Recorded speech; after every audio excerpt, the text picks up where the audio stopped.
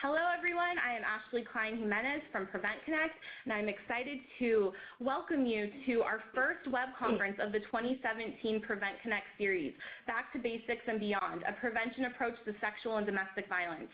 Prevent Connect is a national project of the California Coalition Against Sexual Assault, sponsored by U.S. Centers for Disease Control and Prevention. The views and information provided in this web conference do not necessarily represent the official views of the U.S. government, CDC, or CalCASA. As I stated earlier, we are partnering with our friends at Prevention Institute once again, and I'm so excited to be able to be in the same room as them. Alicia Somji is here with me, Lisa Fujaya Parks, and Casey Castaldi. Welcome to you all. Thank you all so much. How are you today? This is Lisa. Thank you so much, Ashley. I'm doing really well and just so grateful to be part of this conversation today and part of the Prevent Connect community. As you said, it's a really dedicated community of practice and just such an incredible resource, so I'm honored to be a part of it. And to have our very first web conference of the series to kick off our 2017 series, and we're super excited about it. We run these web conferences like a conversation, so there will be lots of back and forth. You'll hear different voices, different perspectives. We will ask participants to engage by text chat. So that is by design. That's how we try to cultivate the community and create an inclusive conversation. So please, everyone, expect that. And I am delighted to introduce Alicia Somji, who is going to be your main host today. You'll hear from me a little bit here and there, but Alicia, welcome and welcome to the series, and please go ahead and take it away. Thanks, Lisa. So just to reiterate what Lisa was saying, this is going to be a very highly engaging dialogue, and we really want to welcome any comments or questions anytime, so please feel free to use the text chat throughout the session. And moving into our objectives, today we're going to be identifying fundamental elements of a public health approach to preventing sexual and domestic violence.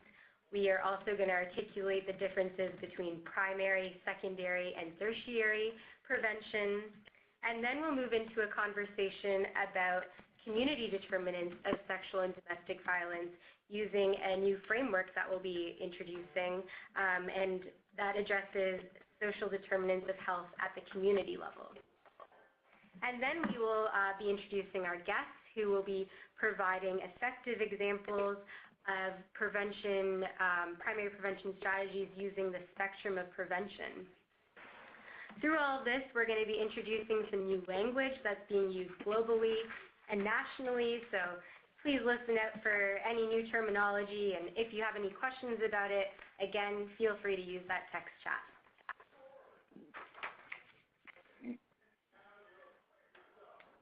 So what is primary prevention of sexual and domestic violence? It's about what can be done in the first place before violence happens. To highlight this idea, we really like to use the prevention continuum, and this is as upfront, which is the prevention piece, in the thick, which has to do with crisis intervention, and in the aftermath, which has to do with long-term healing. Young people in Philly came up with this language to generally speak about violence, but you may also have heard this as primary, secondary, and tertiary. While all three of these levels are critical for prevention and for addressing issues, typically primary prevention, or the upfront part, is the least explored. So through Prevent Connect, we're focused on approaches that take place before sexual and domestic violence has occurred to prevent initial perpetration or victimization. And so to help us think about primary prevention, we'd like to introduce you to two-step prevention. This Prevention Institute tool used for a wide range of health outcomes to understand the relationship between health outcomes, exposures, and behaviors, and the environments that shape them. And this can help identify key opportunities for prevention. This can be applied to sexual and domestic violence and inequities in SDV, and helps us really peel back those layers and move upstream. So to start off with, we look at SDV and SDV inequities. We know that women, especially those facing poverty and women of color, as well as young people, transgender, bisexual, gay, and lesbian people, have faced higher rates of SDV. We also know that research tends to ignore the SDV that men may have faced. So what is the first step? First, we move from thinking about rates of SDV to identifying associated exposures and behaviors. Here you'll see some examples of individual exposures and behaviors. Please note that this isn't a comprehensive list, but some examples are a history of multi-generational violence, isolation, lack of emotional regulation, etc. This quote from the Institute of Medicine says, "It is unreasonable to expect that people will change their behavior easily when so many forces in the social, cultural, and physical environment conspire against such change." This quote really helps us understand why we need to look beyond just behavior change in our prevention work and really look at the role of the environment. And so let's take a second step so that we can understand the role of the environment, or social determinants of health, in shaping these exposures and behaviors that we just talked about. The environment includes structural drivers and community determinants. The World Health Organization has identified structural drivers as the inequitable distribution of power, money, opportunity, and resources. And this is a key determinant of inequity in health and safety outcomes. At a fundamental level, inequity in health outcomes can be understood as a disparity in power. Groups with less power tend to suffer worse health outcomes. Another way that we see structural drivers operate is in the way that they shape where people are born, grow, live, work, and age. So the World Health Organization also identified community environments as key contributors to inequity in health outcomes. Drivers that we see, such as structural racism or socioeconomic inequality, for example, play out at this community level and deeply impact community conditions. Research shows that after adjusting for individual risk factors, there are neighborhood differences in health and safety outcomes. This is why community environments fundamentally impact health, safety, and inequity, and represent an important actionable place to promote equity in SDV outcomes. And so we would really like to turn it to you to ask you a text chat question. So feel free to write in the text chat, what community determinants or factors do you think of that contribute to sexual and domestic violence? And we are going to return back to this in a few moments, but we're going to move on and then come back to it. And just to clarify, Alicia, when you say community determinants, that's that circle that is talking about the conditions in the community where people are living and working and aging, and so what factors at that community level are contributing to sexual and domestic violence. That's what you want them to chat about, right? Exactly. So not the exposures and behaviors or those larger structural drivers, but what is it in a community environment where we work, live, and play that affects sexual and domestic violence? And we will be giving you some examples in just a couple minutes, but feel free to text chat right now. So to understand the community environment, we like to introduce a framework from Prevention Institute. It's a community resilience framework called Thrive. And this helps us understand, one, how structural drivers play out at a community level, impacting daily living conditions and consequently community health outcomes for health safety and health equity. And two, how community can push back against some of these structural drivers. And that's really how we can act and use these determinants in our work to come up with strategies to promote resilience and prevent some of the risk factors. Thrive was created through an iterative process of scanning peer-reviewed literature, reports, and interviews with practitioners and academics starting in 2002, and then it was actually updated in 2011, 2012. Thrive is made up of 3 interrelated clusters: people, place, and opportunity. To understand community determinants of domestic violence and domestic violence inequities, Prevention Institute conducted a scan of the body of available research on community-level risk factors associated with DV and community-level resilience factors associated with safe relationships. We also interviewed advocates, practitioners, and researchers to get their understanding of community determinants. We're hoping to do a similar scan for sexual violence in the near future, but we see a lot of these factors that we found for sexual violence to hold true. We were able to categorize the determinants that came up into the Thrive cluster, and the 6 factors that we found are listed here. And so these are what we found for domestic violence, where there was evidence of association. And while there are other factors, this is what research found, and we're hoping that through the text chat we can see some of the other ideas that you've come up with. So first, we found harmful norms and culture are a risk factor for domestic violence, and these include norms that support gender inequities in relationships, norms supportive of violence, norms of non-intervention in family and relational matters, weak social networks and trust, weak community sanctions against domestic violence. What this one really means is the lack of legal sanctions and moral or social pressure from the broader community to intervene to address and prevent DV. We also found harmful media and ways of promoting products is a risk factor for DV, housing insecurity, and family and community economic security. Let's go back to the text chat and see what you've all been talking about. And Alicia, I'm sorry, I'm going to mute all of the lines one more because we are hearing some background noise. All guests have been muted. You can unmute your line by pressing *6.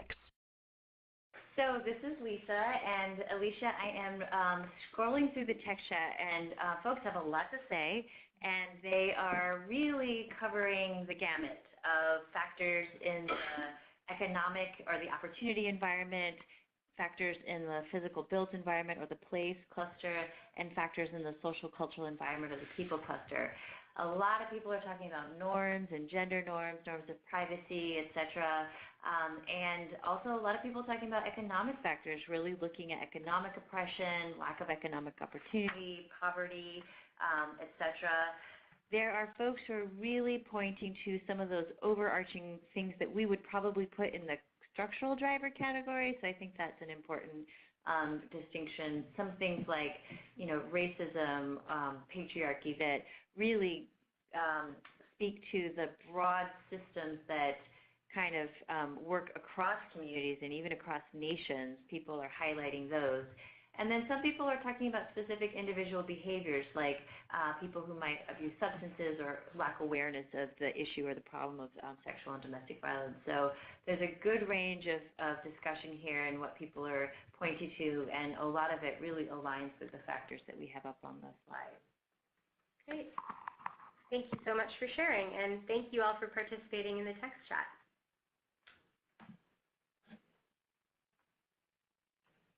All right, so you're probably wondering, I introduced this Thrive framework and then, overwhelmed with all these community determinants, but how does this all fit together? So now I'm actually going to take you through these 6 community determinants and show you how they're organized by Thrive's 3 interrelated clusters of people, place, and opportunity. As I do this, we're going to go through some examples to really highlight some of these community determinants of domestic violence. And we would also like you to feel free to text chat as we go of any other additional examples you can think of how these community determinants play out locally. And then we'll go through your answers in a few seconds. And Alicia, can I make just one quick point just to emphasize that these are factors for which we found evidence in the research literature at the community level. And just because something's not included doesn't mean that it doesn't contribute. It just means that we didn't find research in the literature to back that up. So just to be clear that what we're summarizing here is probably not comprehensive, but it is research-based, and we want to present it to you in the form that summarizes the research. Right. And also to highlight again that this is specifically for domestic violence that we did this research on. So starting with the sociocultural environment, we talked about the harmful norms and culture, the weak social networks, and the weak community sanctions against DV. And so talking about norms, there are things all around us. They're hard to see because they become so much a part of our social fabric of life. Media can help shape these, but it also reflects what's accepted in society and communities. And so an example I'd like to share is around Halloween. We see costumes that often promote gender inequities or support violence, as you can see in these images. This slide here shows the movement to rethink Halloween and support costumes that are more empowering. We have also seen some positive changes in norms and communities' willingness to intervene, which is another factor that we mentioned in the sociocultural environment, or the people cluster.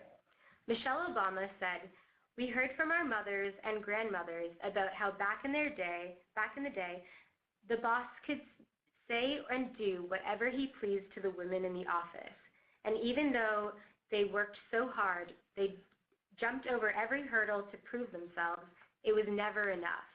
And so we can see how the willingness to intervene and the sanctions against violence have changed over time. Michelle Obama continued, "Strong men who are truly role models, do not need to put down women to make themselves feel powerful. People who are truly strong lift others up. People who are truly powerful bring others together." We also want to highlight James Charles, who Covergirl selected as the first man to model with the makeup company.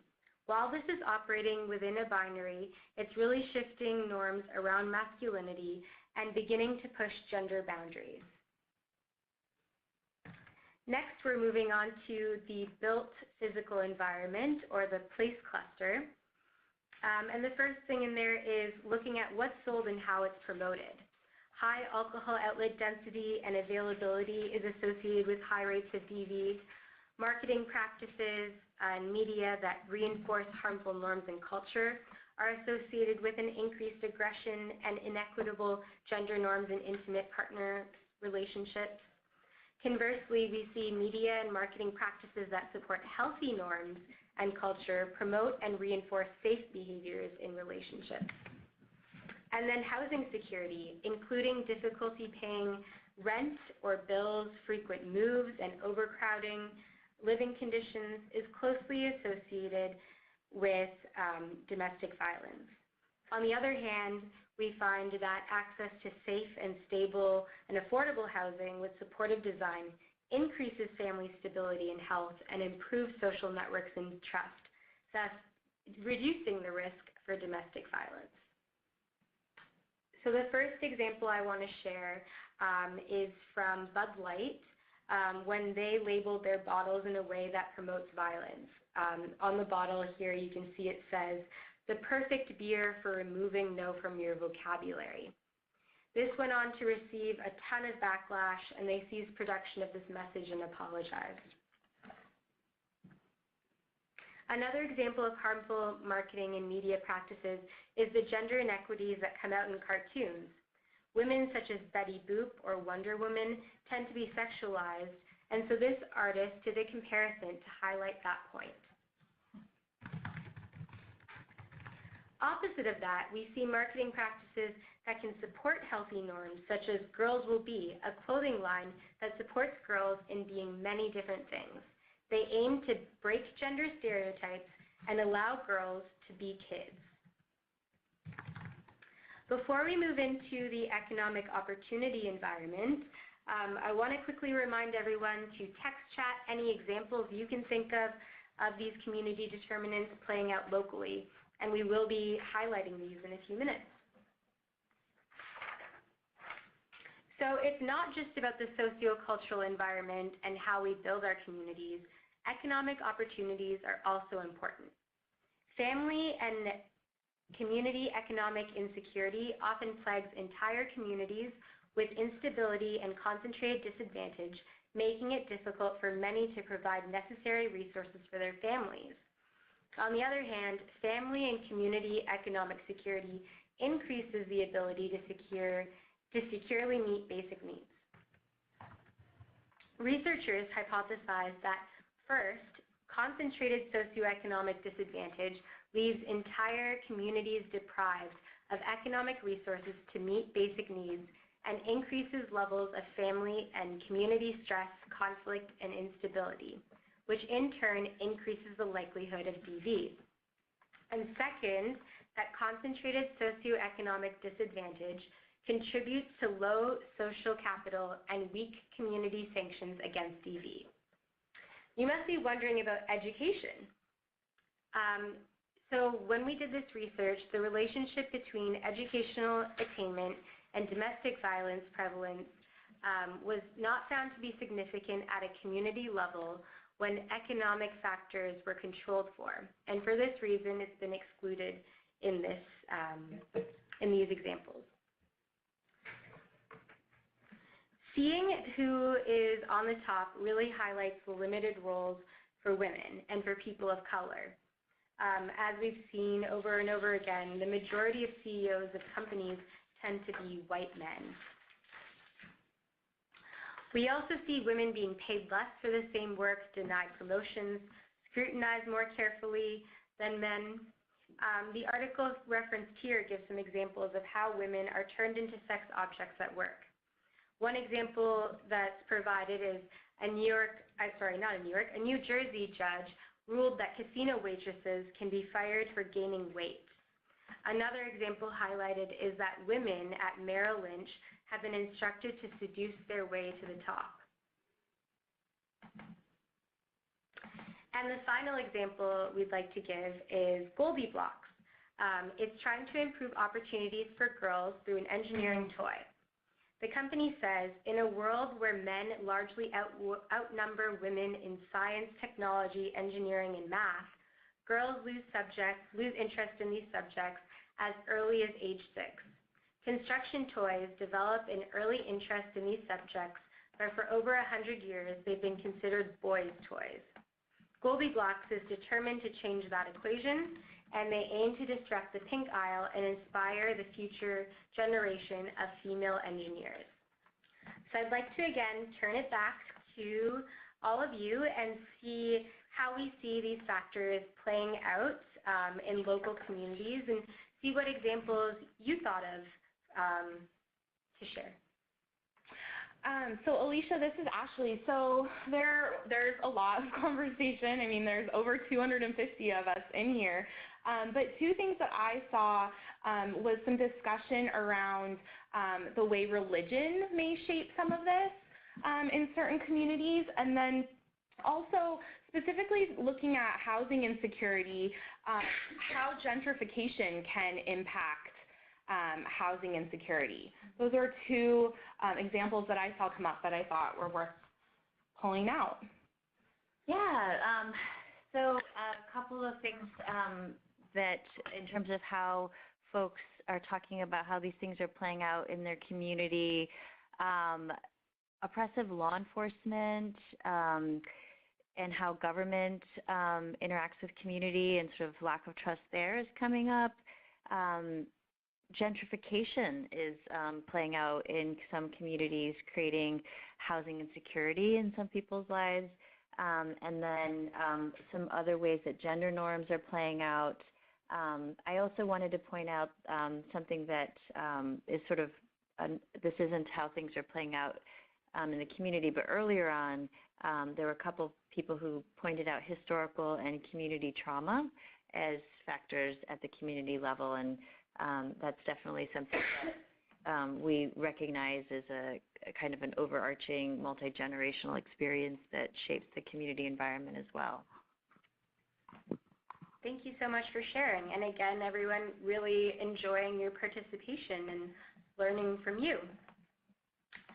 So I'm going to move on to the next. So to address these factors that we've been talking about and some of the ones that you've also added in the text chat, and preventing violence from occurring, we need to take a comprehensive approach.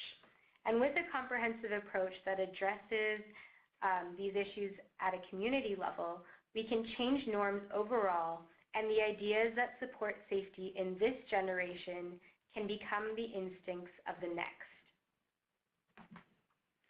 To develop comprehensive plans, Prevention Institute's Executive Director, Larry Cohen, developed the spectrum of prevention in collaboration with a few others when he worked in county government.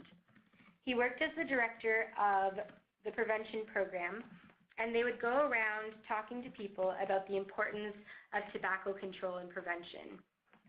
People would say that they work in prevention, but when they asked what exactly they did, people often said that they would print brochures about the harmful effects of smoking and the importance of quitting smoking. The tool emerged from the need to differentiate the different types of prevention activities and really move beyond brochures, and that being the only prevention activity.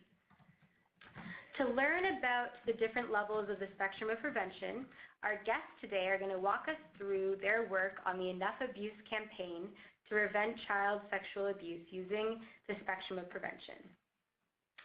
I'd first like to introduce Jetta.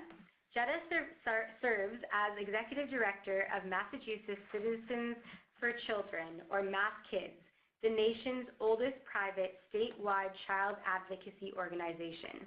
Since the mid-'80s, MassKids has been the state chapter of Prevent Child Abuse America. Jetta directs the Enough Abuse campaign and serves on the National Board of Directors of Child, Inc., an organization that promotes laws to ensure that all parents, including those from faith-healing sects, provide necessary medical care to ensure the safety and health of their children.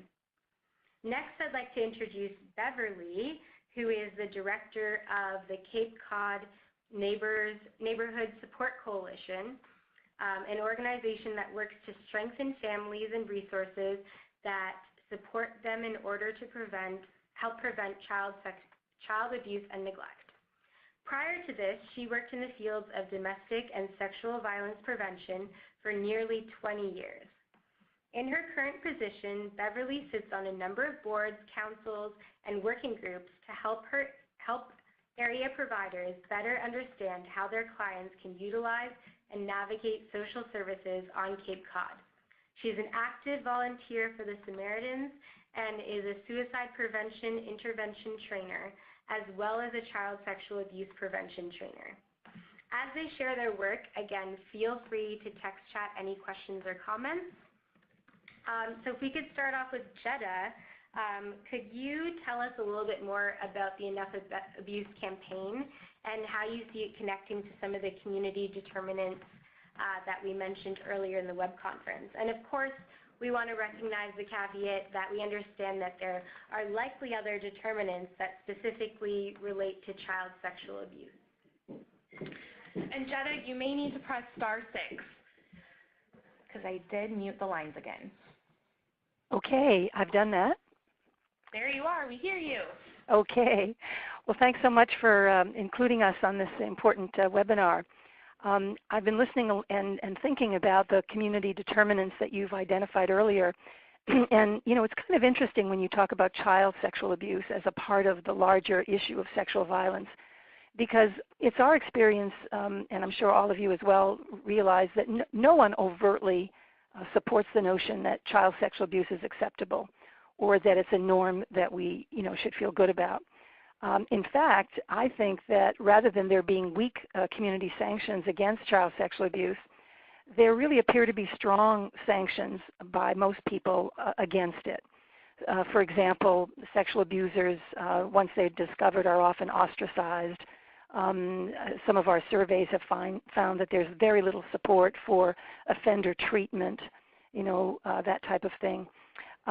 However, the problem with this sense of, this being such a horrible thing is that it's so upsetting to everyone, and people tend not to want to talk about it or even consider that they can actually do something meaningful to prevent it from ever happening. One of the colleagues in the field, Judy Herman, I've pulled a quote from one of her books that says, "Child sexual abuse intrudes into public awareness, but it is rarely retained for long because it is an unspeakable violation of the social compact." And so we have found that, in fact, because of that, we do have norms around the non-intervention within families, within schools, and other institutions where child sexual abuse could be happening. And so, for example, even some of the studies that have been done, there's a Center for Behavioral Intervention out in the western states that interviewed a number of sexual abusers, and they found that 52% of them indicated that their child victim had told someone else about the abuse, or that other people had discovered the abuse, but that no one had ever contacted the authorities. Also, another startling bit of data that we've been working to address, when teachers were surveyed back in early 2001, only 11% of the teachers reported that there were instances in the past where they believed physical abuse may have occurred, but they failed to report it.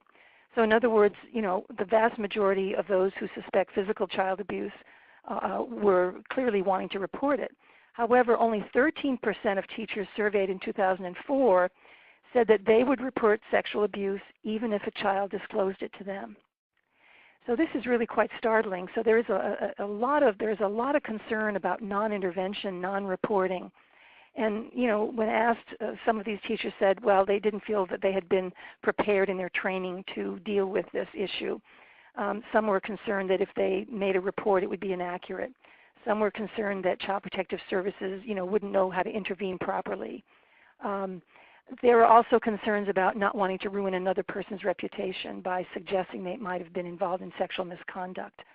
Some people are concerned about their own safety. What if I report this? Will I get in trouble? Will I have to testify in court? Will our school develop a bad reputation? So there's a lot of concerns and myths around why people are not reporting, including one which is most disturbing, which is that children lie about child sexual abuse, so therefore you can't believe them, even though the research shows that perhaps 1% of children actually disclose information that's not accurate. So the vast majority of children are absolutely believable. So these are the kinds of issues that we're dealing with in the issue of child sexual abuse. And so in relation to that, back in 2002, we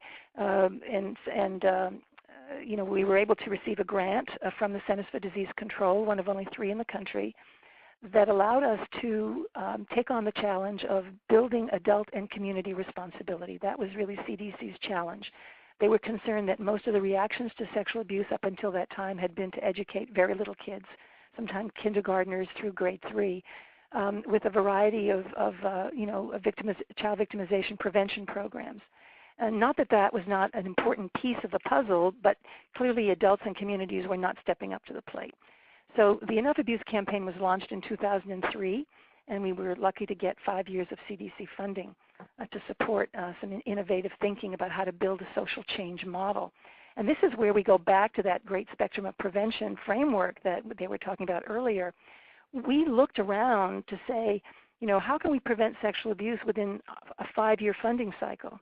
Well, we knew we couldn't, but we said, let's look at other successful social change movements. And we found the Prevention Institute work around tobacco reform, some of the safety helmet reforms that were done.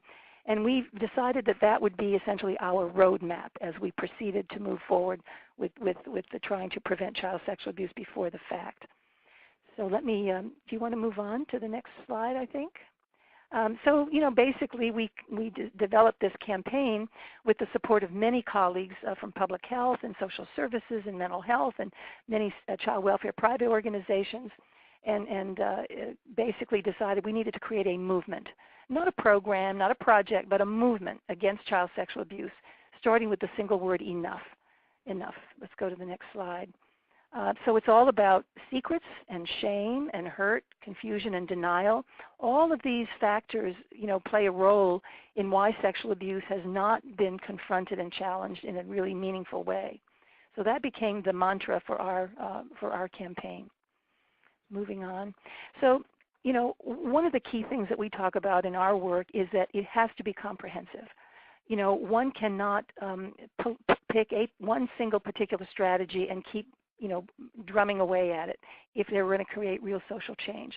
So what we're focusing on is, as I mentioned, building adult and community responsibility, changing not just knowledge through training programs, but also working to change real attitudes, busting some of those myths that people have about sexual abuse.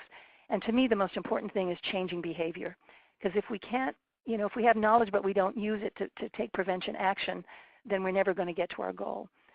For us, comprehensiveness means that you cannot just focus on reducing adult perpetration, because we know now from David Finkelhor and from the Department of Justice and others who have researched this, that a great percentage of child-on-child sexual abuse is involved in these substantiated reports. The figures were from DOJ, about 40%. Finkelhor is now saying it's closer to 50% or higher. So from the beginning, our campaign has had a dual mission to address both of those issues. The need to involve public and private sectors, absolutely critical. This is not the work just of CPS or the Department of Public Health. It's not the role of the Child Protective Service Agency. It has to include both the public and private sectors and multiple disciplines, all the way from, people who work in prevention of child maltreatment all the way to those who are managing sex offenders. There are very specific roles, as we have seen through our experience, that these different organizations and disciplines can play in really crafting a solution. Obviously, and this is, all of you understand this, that we need to involve all the various diverse cultures, ethnicities, abilities in particular. We know children who have a variety of disabilities, whether it's autism or physical disability or some kind of developmental delay. They are at significantly higher risk of being targeted for child sexual abuse. Anyway, let's go on to the next slide. So comprehensiveness is key. Also, we need to be effective, not just doing what feels good. We need to train, because education is a big piece of this, but we need to use research-based curricula. And gratefully, we've had now over a decade to evolve our curricula. We have multiple tools that we've been able to develop and that we continue to refine so that we can address all the various populations that need information. Some of these we'll be highlighting in just a minute. We need to obviously also be honest about the impact of training. Some training projects will promote the fact that if people take their course, for example, they will be able to reduce, they'll be able to prevent 10 children from being sexually abused, or they'll be able to reduce the cost to a particular community by X number of dollars. We don't really go in that direction. We believe that training is important. It's an integral piece of prevention, but we don't believe that it is the magic bullet. In any case, ongoing evaluation when we conduct trainings is absolutely key. We do this and we require this from all of our trainings, and we can learn from that not only about the quality of the tools that we use, but the quality of the trainers as well, because we need really good, effective messengers. And so when we go into communities and into various states, we work with local folks to vet and supervise and evaluate their trainers, not just in the beginning, but throughout their provision of these various training sessions, so that they can also improve. And so we have this built-in quality control. We need to institutionalize community changes. We learned this through our work with CDC, that in fact, you can go into a community and provide a training, but unless that training becomes institutionalized within that agency, within that child care provider program, for example, it really is a spit in the wind. You really need to make sure that when you create change, you can institutionalize it so that you create in-service training. You make sure that the training is provided in a routine way and all of that. To me, the big issue here is all about action, as I mentioned earlier. So all of this work that we do, if we can't document that we are actually triggering the prevention actions by individuals who've been educated, then we're not really achieving our goal. So that is very much forefront in our minds. Okay, let's go on. Thanks, Jenna. So go ahead. We know that when you work on the spectrum of prevention, you start at the focusing coalitions and networks level, which is really unique because usually we see people start at the top or the bottom of the spectrum. Can you tell us a little bit about why you decided to start at this level and what you've been doing to foster coalitions and networks? Yeah. Well, I think it's clear from what I said earlier that, this is such a huge public health problem, and it has been going on in our society for many, many, many years. And some people would argue that it's getting worse, particularly with the internet and all of the technology we have. But, so we had a strong sense in Massachusetts when the CDC funds came to us that we needed to build a powerful coalition of public, private, multidisciplinary groups coming together so that everyone would take ownership of the solution. And so, for example, our organization served as a lead agency, and we served for a while to chair the state-level partnership that was created. And as we have moved to other states like North Dakota, Maryland, New York, New Jersey, and other states, that is really the first thing that we work to help them put in place. Bring all the stakeholders together and really get a commitment that everyone will work on this problem together, because it does require that kind of real focus. So again, our strategy from the beginning is build this broad-based statewide movement of concerned citizens to prevent child sexual abuse community by community. It really has to be a grassroots level. We don't believe it can happen, uniformly at the federal level or even at the state level until we get really into those communities and build those relationships. We think that gives us the best chance of success. And so here is just, this is just an example of the kind of state-level private sector members that one would consider bringing to the table, as a group of stakeholders to begin exploring this issue and to begin getting their commitments. I won't read all these names to you. You can read faster than I can speak. But you'll see that, it does really it really does represent a broad spectrum of various groups, some that are involved uniquely in prevention and others that are involved in treatment even. But there is a way and there is a role for everyone to play a part. And then the next slide has to do with the public sector members. The governor's councils to prevent sexual violence or child abuse. They are key to engage in this process. The public health sector, absolutely critical partner. Our child protective agencies, health, mental health. More recently, education. There are a lot of new policies that are being developed at the state and federal level that are really challenging educators to deal with the issue of educators' sexual misconduct and abuse.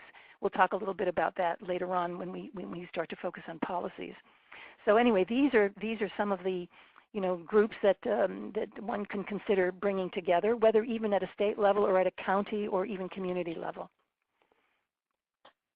This is just one quick example of the latest state that has joined the Enough Abuse campaign. This is a group of stakeholders in Fargo, North Dakota, who last spring came together with the support of the Dakota Medical Foundation to really try to tackle this issue. Their local Fargo Children's Advocacy Center was seeing an incredible number of cases of sexual abuse coming through their system. And people basically said, what is happening? How do we prevent this from happening in the first place? So what you see here around the table are all those people, the police, superintendents of schools, CAC members, the media. And so that's the very exciting part for us. We believe that if you can start with this bringing together of key players, then the rest of the parts of the spectrum can begin to unravel, and that there is a real synergy between and among a lot of those different domains within the spectrum of prevention. Do you want to pick up, Beverly, and maybe just let us know what we're looking at now? Sure. So, hi everyone, this is Beverly. Can you hear me? Yes. Okay. So this is the first group that Jetta trained on the Cape. Probably about, I want to say, 7 or 8 years ago now. Yeah, yeah.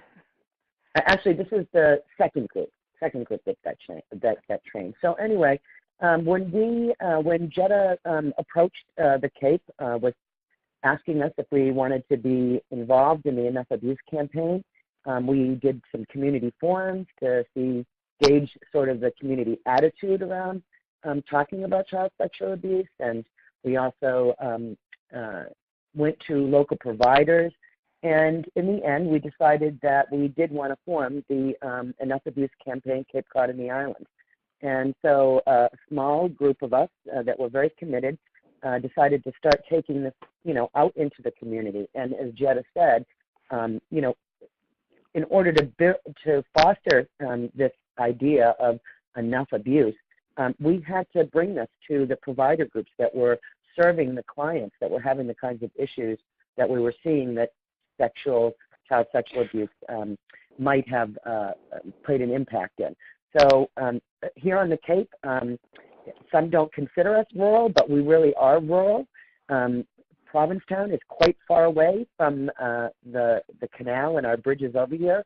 And, of course, the islands of Nantucket and Martha's Vineyard, you can't get there from here. So it's a plane or it's a long boat ride. So we started by looking at all of the things that we were doing right on Cape Cod, and that was that we had a really good group of different coalitions, networks, working groups that we could go to and talk to them about this Enough Abuse campaign and the curriculum that we were using. So, for instance, here in Massachusetts, our Department of Public Health has an initiative called the Community Health Network, CHNAS, and there are 20 some odd of them across the state.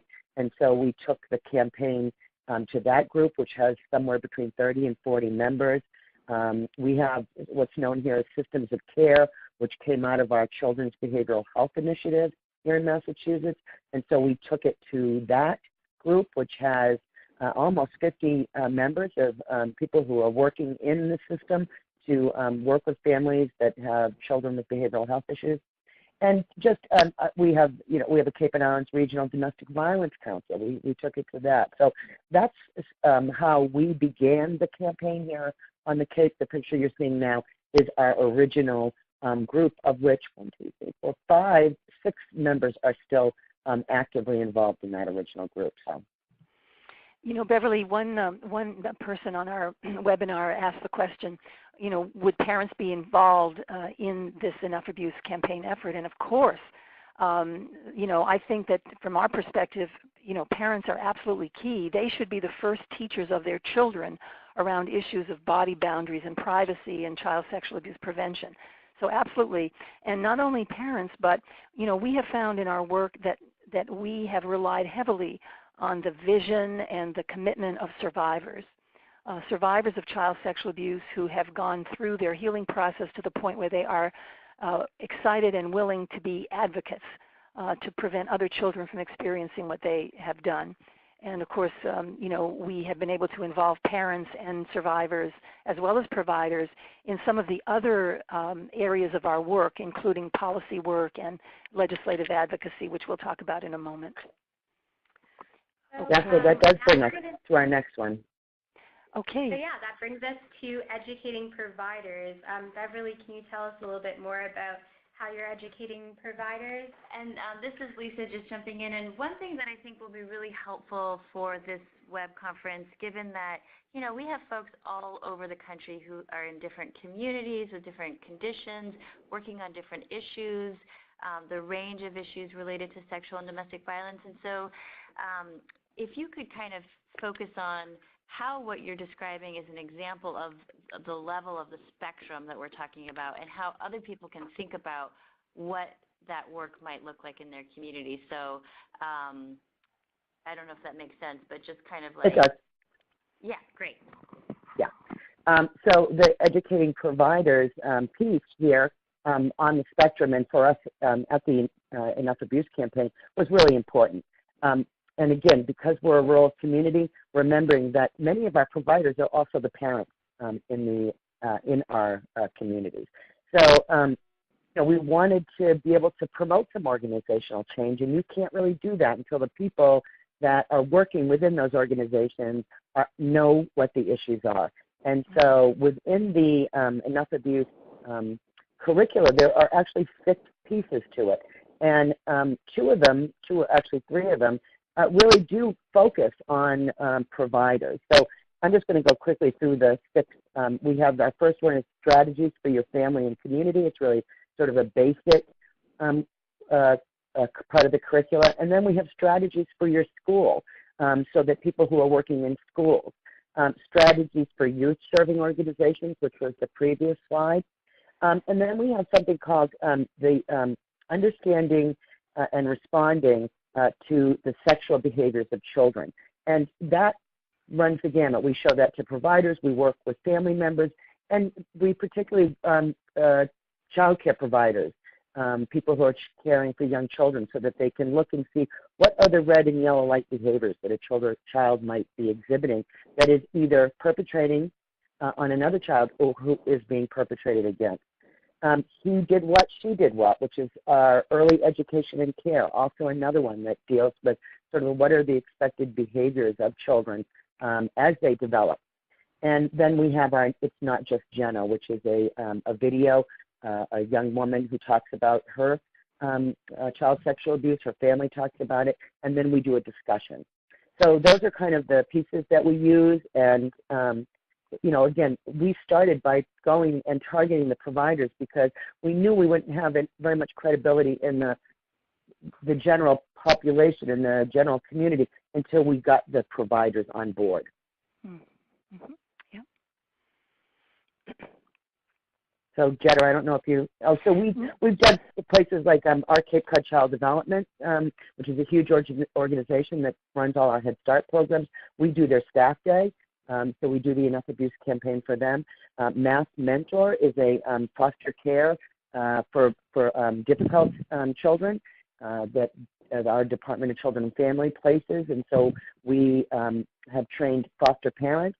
And recently, Jetta invited myself and another one of our members, and we oversaw them doing a training for supervisors of all the mentor staff. So those are the kinds of groups that we try to go in and do these curriculum with.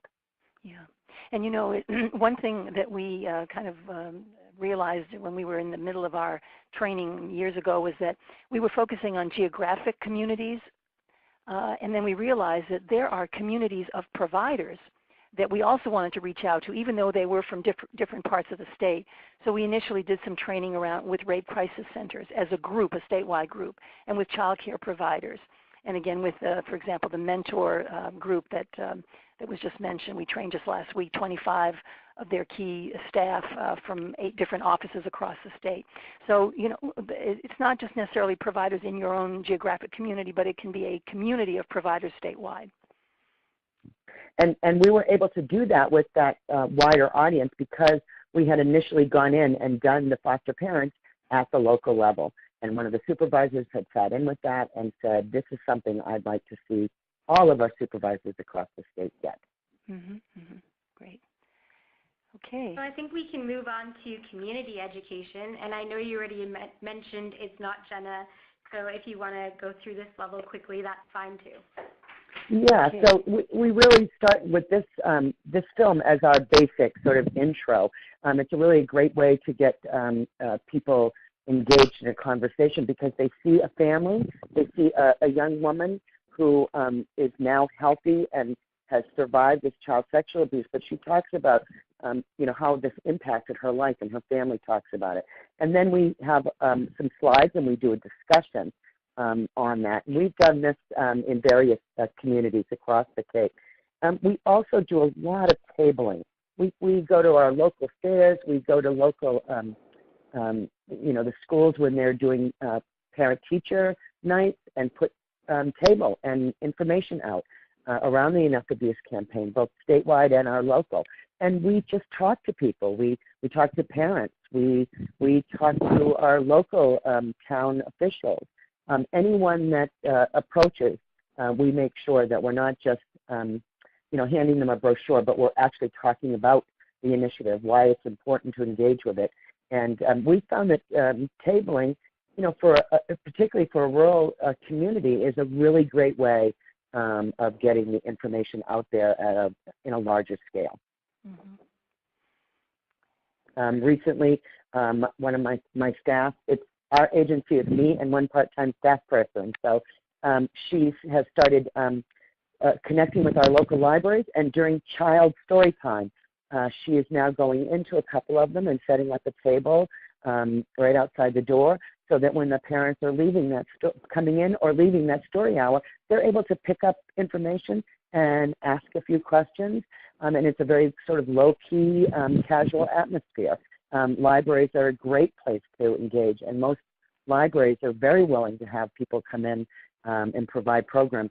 And actually, the couple of times that we've shown not just Jenna has been either at a local church or a local library. Mm-hmm. Great. And can you share with us how your work is strengthening individual knowledge from that level of the spectrum? Right. So I guess what I would say is that this happens throughout all the levels. Right. Because the people that you're dealing with, even if they are, in a coalition, they're a provider, they're in community education, they are an individual, and they're taking that information, and they're not just using it in their work life, but they're taking it home. Mm-hmm. They're taking it home. They're talking to their spouse, to their partner. They're talking to their children. They're talking to their neighbors and other family members. So we really think that this strengthening individual knowledge happens throughout the whole spectrum of prevention. Mm-hmm. And we try to keep that in mind the whole time that we're doing what we do. So when I'm talking to a group of providers, I also talk to them as parents in the room. So I make sure that I'm trying to cover all my bases. And, we see that, when we do any kind of, feedback from our participants, that they really do feel like they have gained some knowledge. And, all of our trainings, we try always, again, to make sure that we're covering that whole spectrum and that we are addressing them as both that provider, that legislator, but also as that community member, that parent, that grandparent. I think if you move the slide next, we can probably, I'd like to take it to this next slide here. Beverly did mention this earlier, but to me this is a really great example of building individual skills, not just knowledge, but skills. As I mentioned to you before, we're talking about 40–50% of substantiated cases involving child-on-child sexual abuse. There are no curricula that we're aware of in the country that is addressing the training around this particular issue, how to reduce child-on-child sexual abuse. And so what we've done with the support of Gail Ryan at the Kemp Institute in Denver, who's done a lot of work with juvenile offenders and others, we were able to really latch on to some key concepts that she developed around the notion of communication, empathy, and accountability, three deficits that they see very often when they are interviewing sexual abusers. But similarly, those are exactly the kinds of good modeling that we want to be doing with our children when we see them engaged in sexual activities that are either, as we say, developmentally expected. We don't use the word normal because in my family something may be seen normal and in your family may not. But the point is that at every age and stage of a child's development there are sexual behaviors, and whether you see a child in a green light behavior or you see a child exhibiting some behavior that is coercive or even red light behavior that is abusive, there is still a way to respond to that child in ways that model good communication, build empathy, and hold them accountable for how their behavior affects others. And so this is one of the trainings that I really love so much because it really gives people that basic knowledge about what is expected behaviors or developmentally expected, but then what are the other more difficult behaviors and how do people respond? We could do an entire webinar just on this one topic. And I will, not start going into that vein, but clearly to me this is a skill-building kind of a training opportunity, and that's really where we want to go, because if we can give people not just knowledge but build their skills, then we're going to see those behavior changes that really are going to lead us to our goal. All right, so if we can move on to organizational change, I just wanted to let Beverly know we've been getting some comments that there's some feedback static on your phone line, so not sure if you can adjust that at all, but thought I'd let you know. So yeah, I'm seeing that too. So if we can move on to the organizational change of the spectrum, and I also want to give a quick time check that we have about 4 minutes for the last 2 levels. Okay. All right. All right. So let me just quickly move to the organizational phase. You can move to the next slide. We believe, and I think research shows, that simply educating people is not enough. They have to be in schools and youth organizations in particular where the policies are going to support good, solid knowledge. And so we developed this booklet that is actually available to be downloaded on our website, on the enoughAbuse.org website. And if you go to the next slide, in a quick summary, these are the 6 standards that this report discusses with a lot of very specific action steps. We wanted this to become a kind of a roadmap for schools and YSOs in terms of how they could begin to really make their organizations safer. And again, we could do a whole webinar just on this, but the notion is, first of all, to assess the current risk. We have questionnaires that will help people do that, making sure that training is not a one-shot deal but is institutionalized in their organization. The development of codes of conduct that are very, very specific about what kind of behavior boundary violations are not allowed within those settings. Screening prospective employees, particularly in schools, so that that individuals are not brought in because they're really intending to, they're motivated by wanting to abuse kids. Looking even at physical spaces, there's a lot of stuff that can be done there to reduce the risks. And then, of course, how do you respond and report appropriately in cases of suspected abuse? So let's go on from there. I will be very quick here. We have, again, on the EnoughAbuse.org website, you can join or subscribe to the Gatekeepers for Kids. I think it's on the splash page.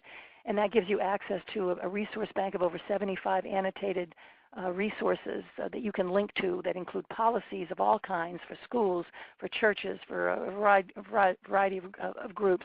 There are teaching videos there and, of course, information about our training and consultation. Let's move on. I do want to get to the influencing policy and legislation, and I want to keep respectful of our time. This is the last part of, not the last, but this is a major part of our strategy. You know, how do you affect major social change across the state?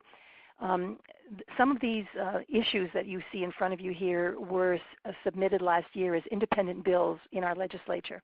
And although there was great interest and we educated a lot of people, none of the bills passed. And so this past summer, we have been working with key legislators to develop an omnibus bill on child sexual abuse prevention. It was introduced just last Friday.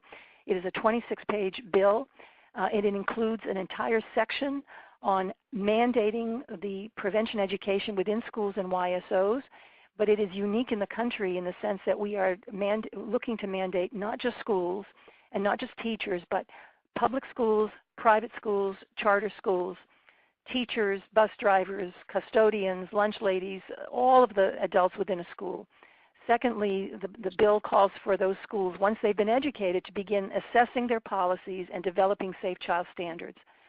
Finally, the legislation says that once the schools have identified these boundary violating behaviors and have developed them into a code of conduct that is very specific, they can then educate their children, their students, about those very specific rules. They can do that without having to spend a lot of additional funding on outside, off-the-shelf curricula. They can do the education of the kids in a very age-appropriate way without having to hire people, without having to train teachers, who most of which don't want to be training on this subject. So that's one piece of it. The other piece has to do with this notion of passing the trash. You know, identifying someone in your school or YSO who is involved in sexual misconduct, but then kind of quietly asking them to resign, getting a confidentiality agreement on paper, and then just simply moving them along, only, unfortunately, for them to be abusing in another setting. So there are specific provisions in this law which we based on the Pennsylvania law.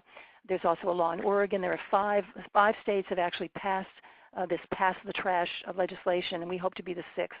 I'll stop there because I know we don't have a lot of time, but our folks at Prevent Connect are going to be putting on the resource page the link to that particular omnibus bill. We've had a lot of interest already generated in Maryland, New Jersey, Minnesota, are already taking a look at how they can go beyond the very narrow mandate to educate, a teacher in a school about, reporting and prevention, to really looking at the big picture, to make a big difference. So anyway, let me stop there and see if we have any questions come up later. And I will just, is that a little bit better, hopefully? I'm on a cell phone, so that's probably where some of the audio problems are coming from. But on a local level, I sit on a lot of area boards. I sit on the area board for the Department of Children and Families, which is our social service for the state. And one of the policies that we were able to help create was that I work with grandparents raising their grandchildren. And many of those kids have experienced numerous types of trauma. And what was happening was when the Department of Children and Families here was finding a grandparent or other family member to take the child to foster them, they would keep them on their books for a little while, and then they would terminate the case. And, everybody thinks that's pretty great. Great, now I'm not involved with the state. I can move forward with my life with these children. But then 1, 2, 3 months down the road, they discover, oh, wait a minute, I don't have the supports that I had when the state was intervening in our case. And they then go back and say, well, can you help me re-get that child care voucher that you gave me? Or, can you help me get mass help again for these children? And, of course, the cases were closed. So I met regularly with the area director and asked him to please put a mandate in place and ask his staff not to close those cases so quickly, to maybe keep them an extra few months and make sure that those supports that they were going to be losing from the states could be replaced by local supports. And that ended up being a letter that he sent to his whole staff, and it really has worked really wonderfully in our area. It can be hard sometimes to influence policy on a really rural local level, but you can do it. You can do it just like that. Thank you so much. Thank you, Beverly. Thank you, Jetta. Yes. We really appreciate you sharing. I'm going to transition us over to Lisa. Great. So I just wanted to pull out a couple of points that I thought were really useful about what you just presented. And I think what stands out to me is the fact that you're working in coalition, that you're not trying to work comprehensively alone. You are really organizing the community to work together towards these various goals of changing norms, and that you have multiple strategies all working synergistically towards those goals, that you obviously know your issue of child sexual abuse and your communities really well, and you are tailoring your efforts to the issue specifically and to your community specifically. So I just wanted to point out that, to me, those are some of the key aspects of prevention practice that your examples really help to highlight. I'm going to go quickly through one other example of the spectrum to continue to reinforce some of those key concepts around effective prevention. And this example comes from California. And on the next slide, I'm going to start by talking about the policy and legislative work in this example first, and go through the levels of the spectrum starting there, again, to illustrate some of the key concepts of prevention. So we know that policy is a really important tool for changing those community-level factors that we talked about in the beginning. And communities can work both at the local level on policy as well as on the state level. On the next slide. And on the next slide, once policies hopefully help to create the conditions for schools in this case, or other organizations, to really behave in the desired ways that we want them to. And that's what this level of organizational practice is about on the next slide. So we were encouraging schools to change their practices in how they were addressing teen dating violence. And on the next slide, to do that work of working across the state of California in local communities, it really required working in coalitions. So the state coalition was involved, as well as local coalitions. And on the next slide, within the school environment, educating providers became really important. So there are a lot of great resources. And on the next slide, you'll see an example of training for educators. And on the next slide, you'll see training for school counselors and psychologists. And on the next slide, training coaches. So there are a lot of different kinds of training that you can implement in order to help support the providers who are working in that organizational environment. And on the next slide, you'll see community education efforts. So on the next slide, things like making sure that parents and students are getting information through a handbook. And on the next slide, doing social marketing campaigns so that people are seeing visible images and connecting to a social media campaign that's reinforcing the behaviors that you want to see, and bringing it down to the individual level, also making sure that curriculum like the one on the next slide are accessible to people such as Safe Dates and In Touch with Teens. So that's a very quick example to show how one campaign in California, you can go to the next slide, really tried to implement efforts across the spectrum of prevention, all aimed at changing the school environment to promote safe, healthy relationships for young people. And again, working together, not trying to do it all alone, but creating synergy across the different kinds of prevention efforts to be able to change the kinds of community factors that we highlighted in the beginning that we know are creating and fostering sexual and domestic violence, and also inequities in those forms of violence. Wow, that was great, Lisa. You got us through it really quickly. So thank you so much for sharing that information. And again, to Beverly and Jetta. I'm wondering if, Beverly and Jetta, if you could share with us what some of the biggest challenges were in your work and how you were able to overcome them. Well, I think for us, from the very beginning, even when we first got our CDC grant, which was $200,000 a year for 5 years, what an incredible opportunity that was for us. But even then, we knew that it wouldn't last forever, and so the question was, how do we keep this sustainable? We don't want it to end after 5 years. So we built this model that is really based a lot on in-kind involvement of agencies, volunteers who agree to be trained and then go for free into their communities to train others. But it's clear that that in this field there is this real recognition that the foundations and even some of the federal agencies have not stepped up to the plate to support the prevention of child sexual abuse from ever happening. For example, as I mentioned, the Dakota Medical Foundation is one. There are a few other foundations that have been very enlightened, but in most cases, the foundations simply do not have this problem on their radar screen. It's not in their guidelines for funding. And like most public people, they don't want to talk about it and think about it. They think it's impossible to deal with, and they just want to stay away from it. So that's been our biggest problem, has been the funding. At the federal level, the Office of Child Abuse and Neglect has not been funding sexual abuse prevention through any kind of discretionary funds because of the sequester they claim. The Department of Justice, which is doing a great job with sex trafficking and other kinds of responses, generally focus their money on cases after the fact. They're not supporting primary prevention initiatives, even though in upwards of 90% of cases of children who are sex trafficked, they were first abused sexually within their own homes and communities. So we have a lot of educating to do, this is, according to the Ms. Foundation, one of the most under-resourced issues, and yet one of the most serious problems facing children in our country at the moment. And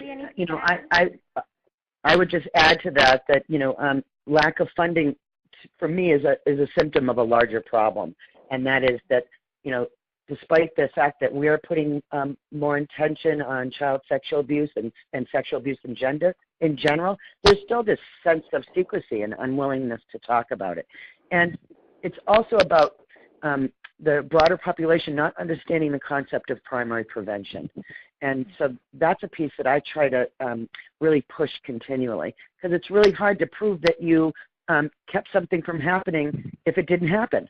And so really just, hammering in the fact that primary prevention is just as important as intervening after a situation happens. We want to make sure that these families have the support so that child sexual abuse doesn't occur in their neighborhoods, in their environment, in their families. And really that's, for me, what the Enough Abuse campaign does and how it differs from others is that it's really geared towards looking at what is your environment like? What is your community like? And that can be a difficult, question to bring up.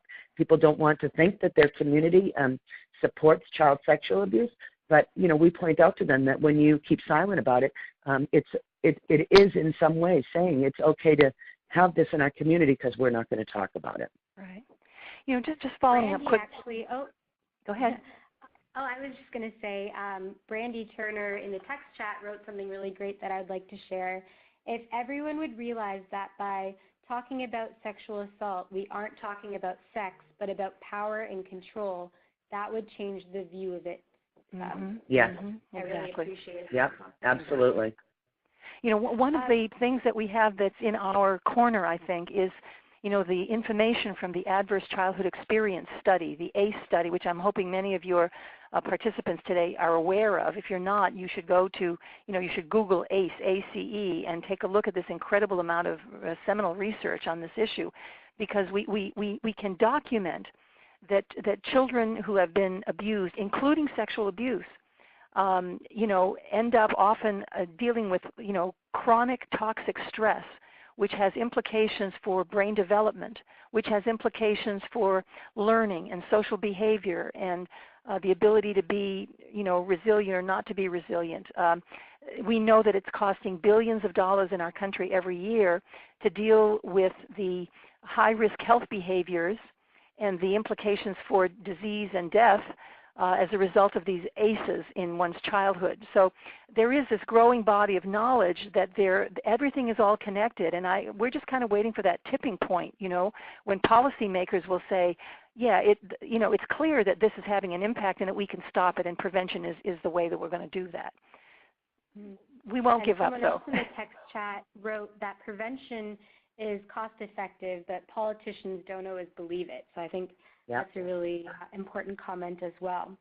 We're getting close to the end of the webinar, and I'm hoping that we could have both of you just share some of your tips for implementing a comprehensive approach to preventing violence.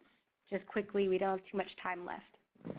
So this is Beverly, and I would just say, always keep the whole spectrum in mind when you are doing the work. But it's really that you just never give up. Here on the Cape, we've had a really slow start. Sometimes we have maybe 4, 5, 6 people in an audience when we go and do a presentation. But we don't get discouraged, and we figure that those 5 and 6 people are going back and saying something to someone else, and they're sharing it, and they're sharing it, and therefore, even though they're not sitting right in front of us, more people are getting the information than just the ones that we actually saw. And so we try always to keep that in mind when we see that things are kind of going slowly, and and that a movement, if you want it to, I think if you want it to be sustained, I think the ones that grow too fast and sort of jump right out of the gate, they're not always sustainable. We are doing this slowly, we're doing it methodically and with a lot of thought, and that's that can get discouraging sometimes. But I would say don't give up and don't get discouraged. Yeah, the leaving tip I would have to share with you is, we all need to remember that all of us who work in the field of domestic and sexual assault and violence and child sexual abuse, we're really all pioneers. The work that we're doing is building the foundation for future change. And that change may not even come within our professional lives or even our full lives, And so I think what we need to do is just see ourselves as part of the bigger picture and know that we have a role to play now, in this time, in this place, in this community, in this home, and not be discouraged because somehow there isn't a swell of a movement that's developing all around us. And I think what I do when I get a little discouraged is not to look forward about all the stuff that we need to do, but to look backwards at how far we have actually come. And I think that gives me a real sense of power and continues to rededicate my efforts to the field.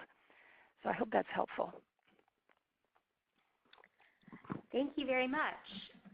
So we're going to bring this web conference to a close, but before we do want to say we're sorry we didn't get through everyone's questions, but we would, if you do have any additional questions with regard to the work that was presented today, you can feel free to contact Ashley.